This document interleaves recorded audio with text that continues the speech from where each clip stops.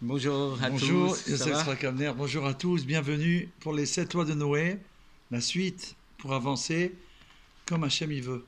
Voilà. Après qu'on ait parlé des mines, donc des renégats, il y a une autre forme de renégation qui s'appelle apicorsut. En traduction française, ça serait épicurien. Être épicurien, ça veut dire que croire qu'en la structure de la nature et pas quelque chose qui C'est dépasse la au-delà. nature. Et donc dans ce principe-là, c'est quels sont les gens qu'on appelle des apikoros.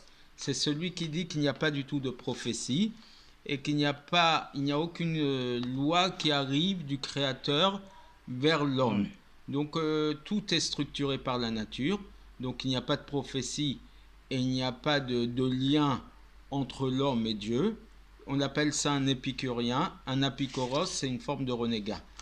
Deuxième forme de renégation épicurienne, c'est celui qui renie la prophétie de Moïse, qui Ah dit bah dis donc. que Moshe Rabbeinu n'a jamais prophétisé. Donc ça remet, tout de suite on voit que ça remettra en cause les 7 lois de Noé. Évidemment.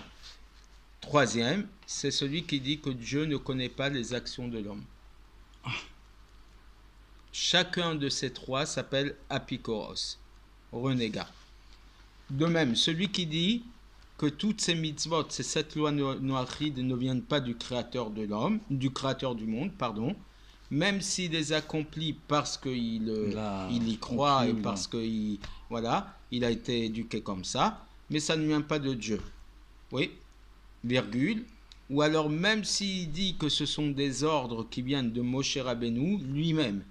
Et donc entre parenthèses écrit par exemple, que Moshe Rabbeinu les aurait écrits de sa propre initiative et qu'il n'a pas reçu cet ordre du créateur du monde, créateur. de Dieu. D'accord? Ou D'accord. alors celui qui renie les commentaires, les explications de la loi que Moïse a reçues au Sinaï, et il dit que c'est seulement ce qui est écrit dans la loi biblique, dans l'Ancien Testament, qui sont les paroles de Dieu, mais que le commentaire, l'explication de l'ordonnance ne vient pas de Dieu, mais qui vient de Moshe.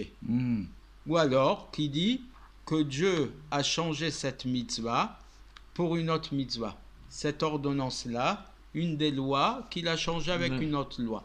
Donc à la base, qu'il y aurait une autre loi, mais c'est devenu une des 7 lois par changement de décision divine.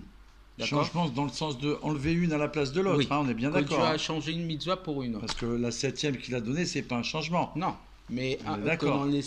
que dans les 7, à l'origine, il y en avait une autre et qu'il a Ouais, changé pour une nouvelle. d'accord. Et que par exemple, que la Torah, elle a annulé par rapport à une autre mitzvah qu'on a reçue. Comme par exemple les chrétiens ou les musulmans qui ont renouvelé des nouvelles lois par eux-mêmes et qu'ils ont dit que la première Torah qui a été donnée à Moshe, elle était vraie, elle était la vérité. Ah, elle était la vérité, mais et ils savent pas ce que c'est que la vérité alors. De Dieu, mais qu'on a changé ou que ça a été annulé. C'est tout le contraire de la vérité, puisque la vérité, c'est que ça ne change jamais. Et donc, à ce moment-là, on appelle ça des kofrim, des apicorsim, des épicuriens. Voilà. Des renégats, des gens qui renient la Torah de Dieu. Des bonnes nouvelles à tous. Bonnes nouvelles. Et à bientôt pour des nouveaux cours.